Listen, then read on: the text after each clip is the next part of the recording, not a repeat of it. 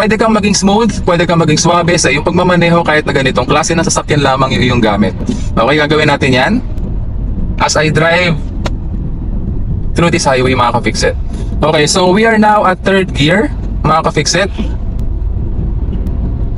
And I would shift to fourth gear. So I am anticipating the vehicle in front. Ayan. Meron tayong safe distance between our vehicle and the vehicle in front, mga ka-fix-it. Pero the moment na mag-slow down yan, ang gagawin ko, I'm letting off the gas to slow down the vehicle. Okay? Then hindi ko na kailangang tapakan yung ating foot brake. Ayan.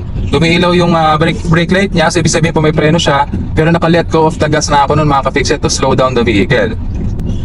Okay? Pero gumagamit ako ng engine brake ngayon, engine brake ng fourth gear. Hindi masyadong malakas yung engine brake niya, tamang-tama lang for this speed. And sa fourth gear at this speed, around 40 kilometers per hour, kapag kinailangan ko magbigay ng gas to accelerate, makaka-accelerate ako smoothly, mga ka-fix-it.